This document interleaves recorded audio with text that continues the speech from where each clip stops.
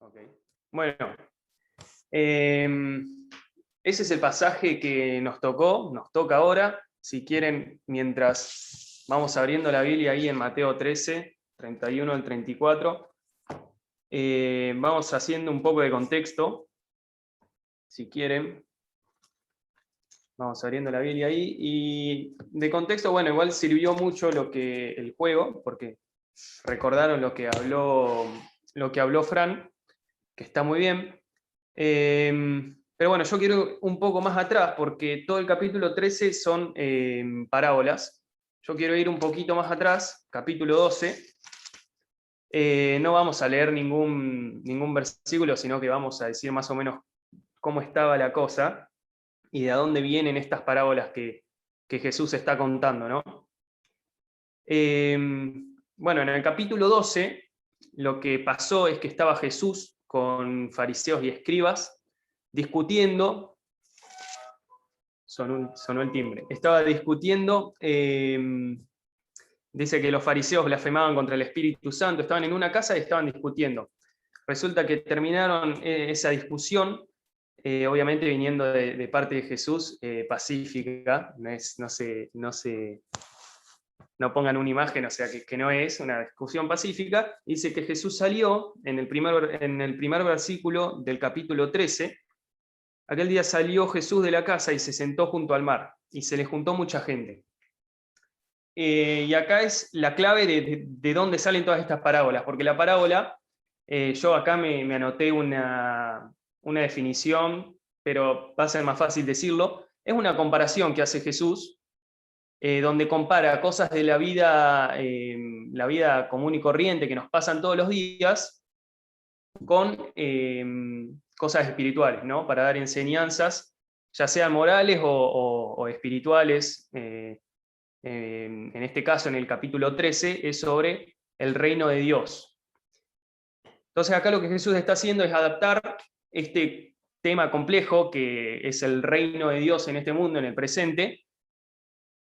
Lo que hace es adaptar este tema a los oyentes que tienen, que quizás eran oyentes que estaban, que no querían escuchar mucho de ellos porque estaban ahí cerquita de los fariseos y de los escribas. Entonces los escribas capaz que salió Jesús y le siguieron. Entonces capaz que en ese rejunte de gente que se hizo, capaz que había gente que sí quería escuchar el mensaje que Jesús tenía para dar, y había otros que no, que estaban quizás esperando a que pise la piedra, ¿viste?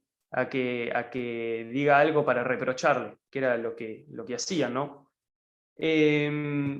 Bueno, más o menos eso. Si quieren les doy más o menos una definición de lo que es el reino de Dios, porque puede ser que suene confuso. Acá estamos, bueno, en el pasaje, en el contexto del pasaje. No sé si cambió ¿la están viendo bien, la diapositiva? Bien, perfecto. Las 7 parábolas del capítulo 13 hablan de el reino de Dios. Es una enseñanza sobre el reino de Dios. Y compara, como lo hace con parábolas, compara el reino de Dios y dice, el reino de Dios es como, y ahí viene las semillas, el sembrador que tiró la semilla. Bueno, el reino de Dios básicamente es el reinado, el gobierno activo que está haciendo Dios en el presente, ¿no? Toda su soberanía por sobre todas las cosas. Eso es básicamente lo que es el reino de Dios, y empezó cuando Cristo vino a este mundo y va a terminar cuando Dios venga a buscar a su iglesia, ¿sí? Dado esa introducción, y que se trata de parábolas y de qué se tratan estas parábolas, vamos a empezar con el tema que nos toca a nosotros, que son 2 parábolas: la parábola de la semilla de mostaza y la parábola de la levadura. Ahí en el versículo 31 al 32 tenemos la de la semilla de mostaza, que si quieren las leo. Por lo que vi en el video de Fran, cuando Fran decía que lo lea otro, no había mucha aceptación, así que lo voy a leer yo. Dice, otra parábola les refirió diciendo, el reino de los cielos es semejante al grano de mostaza, que un hombre tomó y sembró en su campo, el cual a la verdad es la más pequeña de todas las semillas, pero cuando ha crecido es la mayor de las hortalizas y se hace árbol, de tal manera que vienen las aves del cielo y hacen nidos en sus ramas. Esa vendría a ser la parábola de la semilla. Y acá es un dato que también lo dijo Fran, si no me equivoco. En esta parábola y en las dos parábolas anteriores se presentan tres objetos, ¿no? El sembrador, un campo, que en el caso de Fran variaba ese campo, ¿no? Que estaba el camino, las piedras, bueno, y una semilla. Acá el sembrador es Cristo, el campo en este caso es el mundo, y la semilla es el Evangelio. Pasamos y teniendo en cuenta lo que leímos, vemos que nos habla de un comienzo silencioso. A ver, yo los veo a ustedes acá, no los puedo sacar. Bueno, se me tapa la imagen, pero habla de un comienzo silencioso, humilde y pequeño. Y ahí pueden ver la foto de lo que es una semilla de mostaza en comparación con un dedo. Es muy chiquita. Y compara el reino de Dios con esto, con esta semilla, que dice que es la más pequeña de todas las semillas. Sin duda no debe ser la más pequeña de todas las semillas, después se habrán descubierto un montón de semillas más pequeñas, pero esto que diga que es la más pequeña es un refrán, un dicho que se usaba en aquel entonces, ¿no? Es algo que Jesús más adelante también lo va a decir, que lo vemos en Lucas, en el capítulo, bueno, no me acuerdo qué capítulo, pero el libro de Lucas, que dice que a sus discípulos que si tienen la fe del tamaño tan pequeña como el tamaño de una semilla de mostaza, le podrían decir a un monte que se corra y se correrá, algo así parafraseado, dice. Entonces es un refrán que se usa, obviamente no es la más chiquita, pero es un refrán que se usa para decir, si tienen este poquito, van a poder hacer tal de fe, van a poder hacer tal cosa. Bueno, y vemos que compara el comienzo del reino de Dios con este poquito, con un comienzo silencioso, humilde y pequeño. Y estamos de acuerdo con eso, ¿no? Porque sabemos que Jesús, cuando vino, cuando estaba por nacer, no tenía dónde nacer. Después su pueblo lo abandonó, lo abandonaron también los discípulos. Entonces vemos que fue un comienzo realmente pequeño, ¿no? Que empezó bien de abajo. Quizás los judíos estaban esperando la llegada del Mesías como que caiga de un rayo lleno de ángeles, y realmente fue un comienzo pequeño, ¿no? Y después vemos que el versículo, perdón, 32 nos habla de un final glorioso. Vemos que dice que, pero cuando ha crecido, es la mayor de las hortalizas y se hace árbol, de tal manera que vienen las aves y hacen nidos en sus ramas. Y ahí vemos, ¿no? Yo la verdad que no tengo ni idea si agarré bien la foto o no. Nunca vi una planta de mostaza en mi vida, pero ahí vemos, puse planta de mostaza y salió eso, y salieron todas muy parecidas, así que debe ser, en comparación a ese hombre, el tamaño que tienen, ¿no? Cómo empieza de ese dedo, esa semilla en el dedo, y termina tan grande, ¿no? Crece y se hace árbol, dice. Y vamos a leer ese versículo que puse ahí, Apocalipsis 7:9. Lo vamos a buscar.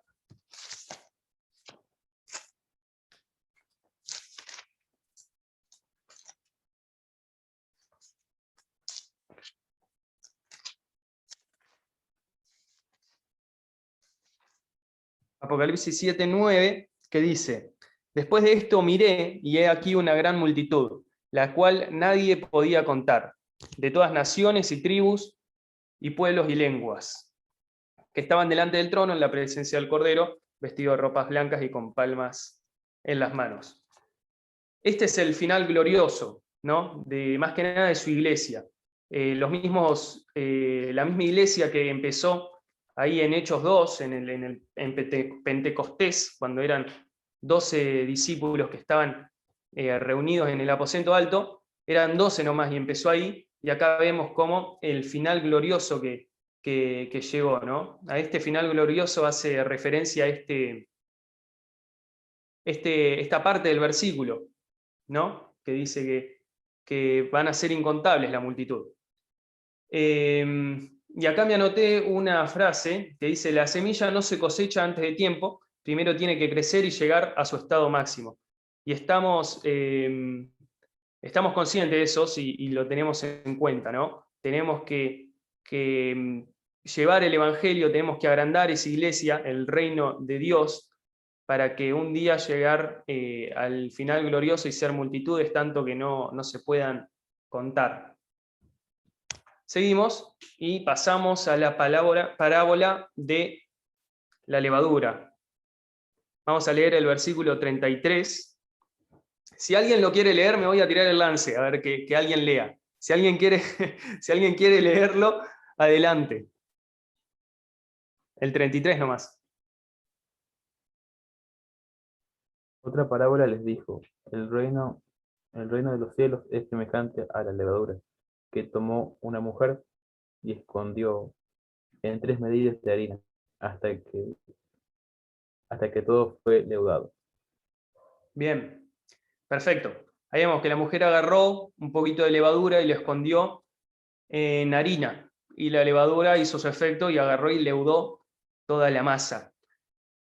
Muchos, y esto es lo que me costó a mí también al leer esto, porque pensé lo mismo, hacen referencia a la levadura o toman la levadura como símbolo del crecimiento que tiene el Evangelio, ¿no? La palabra de Dios en el mundo, ¿no? Que leuda, que termina con ese final grandioso, ¿no? Que se pone y leuda toda la masa.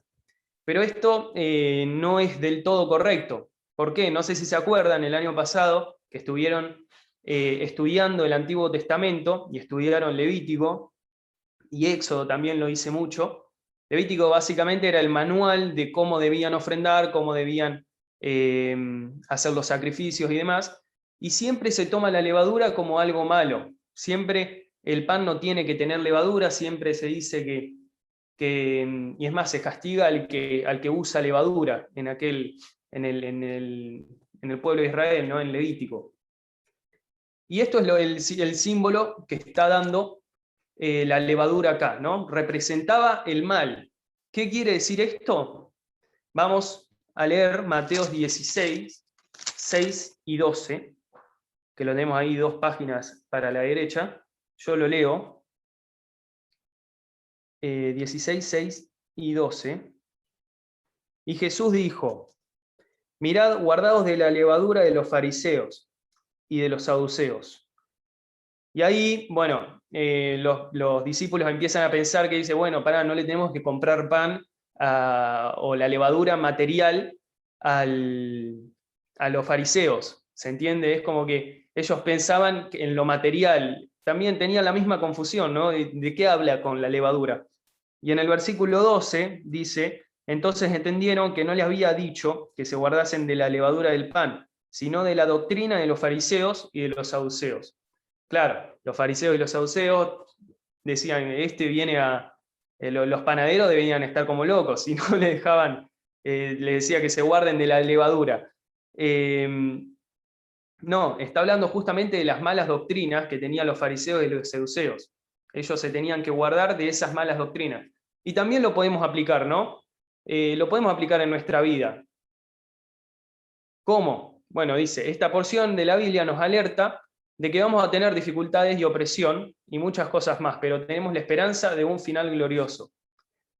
Básicamente, en estas 2 parábolas, la Biblia nos enseña cómo va a ser y cómo va a ser nuestro andar, ¿no? Empezamos de abajo, de a poquito, crecemos como árboles y agrega que también vamos a tener dificultades, vamos a tener, se puede decir, tentaciones, él dice la palabra que el diablo está como león rugiente buscando a quién devorar, todo el tiempo.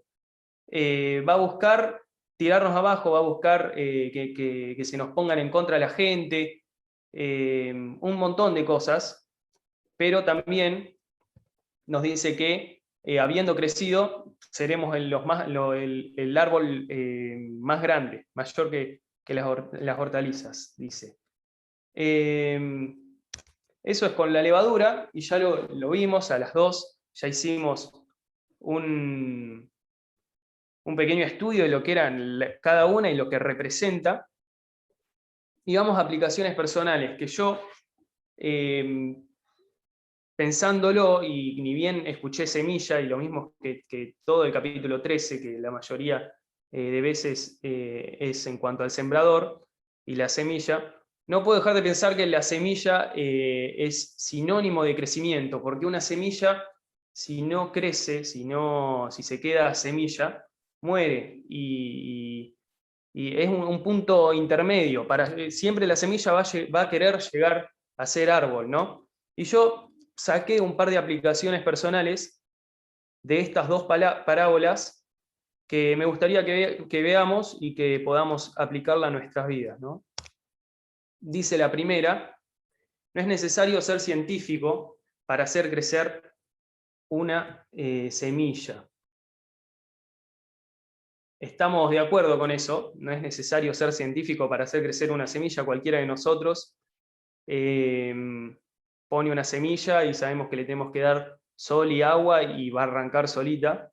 Cualquiera puede hacer crecer una planta, si no, decirle a Tommy. Tommy, que tiene sus rúculas, sus de todo. Bueno, y acá vemos que el científico o el agricultor que sabe de la semilla es Cristo, y que la semilla es el Espíritu Santo. ¿Por qué digo que el científico es Cristo? Porque sin su tarea, sin su obra, no podríamos llegar a tener la semilla, que la semilla es el Espíritu Santo, ¿no? Del cual debemos ser llenos. La Biblia en Efesios 5 nos habla de que debemos buscar esa llenura, debemos anhelar la llenura del Espíritu Santo. Y ahora, ¿qué significa ser llenos? Porque yo hasta hace poco tenía un concepto errado también de esto de ser llenos.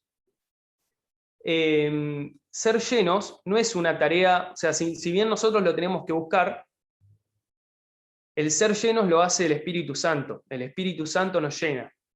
Literalmente, la mayoría de los comentarios que vi decían que el ser llenos, el verbo de ser llenos del Espíritu Santo, era básicamente el control que hace el Espíritu Santo, no nosotros, el Espíritu Santo a las personas que se entregan a sus manos. Entonces, por esto mismo, digo que no es necesario ser un científico para hacer crecer el Espíritu Santo dentro de nosotros, para ser llenos del Espíritu Santo, ¿no? Porque el Espíritu Santo, Dios, no nos pide un esfuerzo increíble, no nos pide hacer tareas muy complicadas o saber mucho de la semilla para empezar a ser llenos, sino que simplemente nos pide entregarnos en las manos del Espíritu Santo y que Él ejerza el control de nuestras vidas. Se entiende más o menos la comparación, ¿no? Del científico, que no hace falta ser científico para hacer crecer la semilla. Vamos a la segunda, y con esto ya una más y terminamos. Dice que empezamos desde un comienzo pequeño, lento pero seguro. Y esto a mí me llevó directamente a 1 Pedro 2, 1 y 2, que vamos a leerlo, igual es conocidísimo. 1 Pedro 2, 1 y 2, dice: desechando pues toda malicia, todo engaño, hipocresía, envidias y todas las detracciones, desead como niños recién nacidos la leche espiritual no adulterada, para que por ella crezcáis para salvación. Esto va muy de la mano con el punto pasado, el de que no es necesario ser científico para hacer crecer la semilla. Empezamos de a poco, empezamos muy lento, muy de abajo, como empieza la semilla de mostaza, ¿sí? Empezamos con un comienzo muy chico, que dice acá, deseamos la leche, que no tenemos que desear el alimento duro, no tenemos que salir a buscar un texto complicado sobre la Biblia o un comentario complicado, sino que simplemente nos basta con día a día hacer un devocional. A ver, que no se malentienda, obviamente está perfecto despertar las ganas de leer la palabra, despertar las ganas de saber de varios temas, pero empezamos con la leche espiritual, chicos. Empezamos escuchando la música que es de vida, haciendo devocional, todos los días hasta que crezcamos, ¿no? Esto es justamente lo que le estaba diciendo Pedro acá a las personas que estaban, a las personas a las que les dirige esta carta. Dice que empiecen y que cultiven el apetito día a día de leer la palabra de Dios, de aprender la palabra de Dios y de aplicarla en sus vidas. Y la última es que el crecimiento espiritual impulsa el servicio y a la edificación de otras personas. Y esto lo vemos, ahí se me fue la cita porque los tapo, pero creo que es Hechos 6:2 me parece. Vamos a Hechos 6:2. Y acá hace referencia a la segunda parte del versículo 33, creo que es 33, del capítulo de Mateo, que básicamente lo que dice es que van a crecer y van a llegar a ser árboles, de modo que las aves de los cielos vengan y hagan nido en sus ramas, ¿no? Si quiere alguien que lea Hechos 6, me parece que es 2.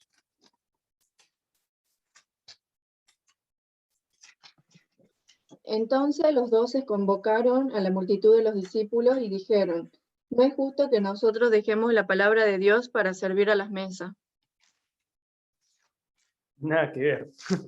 No, a ver. Sí, no, venía por ahí. Está bien, sí. Hay que explicar un poco de contexto acá. Dice, en aquellos días, como el 6:1, en aquellos días, como crecía el número de los discípulos, hubo murmuración de los griegos contra los hebreos, de que las viudas de aquellos eran desatendidas en la distribución diaria. Entonces, ahí viene el 2, entonces los discípulos convocaron a la multitud entonces los 12 convocaron a la multitud de los discípulos y dijeron: no es justo que nosotros dejemos la palabra de Dios para servir a las mesas. El 3 dice: buscad pues, el 3 era, no el 2, disculpen. Dice: buscad pues, hermanos, de entre vosotros 7 varones de buen testimonio, llenos del Espíritu y de sabiduría, a quienes encarguemos este trabajo. Y termina con el 7, que dice: y crecía la palabra del Señor, y el número de los discípulos se multiplicaba grandemente en Jerusalén. Acá vemos, ¿no?, cómo el crecimiento espiritual, el ser lleno, el buscar la llenura del Espíritu, como dice el versículo 3, y la sabiduría también, ¿no?, de buscar día a día la palabra de Dios, estudiar, despertar esas ganas de aprender nuevos temas también, lento pero seguro, como dice el punto anterior, termina en la edificación de otros, ¿no?, en alcanzar a otras personas hacia Cristo, en distribuir el Evangelio, como lo somos llamados a hacer, ¿no? Y bueno, básicamente el punto lo que explica es que el crecimiento nos va a llevar al servicio y posterior a la edificación de otras personas y a la extensión del Evangelio. Y bueno, y les quiero dejar, ya terminando, lo vamos a hacer dentro de todo cortito, les quiero dejar un versículo, que es que es el que me dijeron que les deje para memorizar, que el que pueda, que lo quiera leer, lo lee. Estas cosas os he hablado para que en mí tengáis paz. En el mundo tendréis aflicción, pero confiad, yo he vencido al mundo. Juan 16:33. Ok, ahí se salió, ¿no? Sí, ahí está. Bien, estas cosas os he hablado para que en mí tengáis paz. En el mundo tendrás aflicción, pero confiad, yo he vencido al mundo. ¿Y qué tiene que ver esto con los que les dije? Básicamente el tema de tener aflicción, ¿no? Y de saber que la promesa que nos deja Dios, ¿no?, de que Él venció al mundo, Jesús venció al mundo, y que nos pide que tengamos paz a pesar de cada una de las aflicciones, de poder seguir creciendo, poder seguir buscándolo día a día, porque Él ya venció al mundo, ya venció el pecado, ¿no? Y bueno, eso quiero que se lleven, que a pesar de, como les dije, es una vista por arriba de todo lo que vamos a vivir en nuestra vida como cristianos, pero básicamente eso es lo que quiero que se lleven, que a pesar de la levadura que tenemos que esquivar, a pesar de las cosas malas, la opresión, la tentación y todo lo que el diablo, todas las trabas en las ruedas que el diablo nos puede poner, a pesar de eso tenemos tenemos un Dios que venció al mundo y que nos promete que un día va a venir a buscarnos y tendremos ese final glorioso. Así que bueno, espero que les haya servido, que les haya sido bendición, y les dejo este versículo para que puedan memorizarlo para la próxima.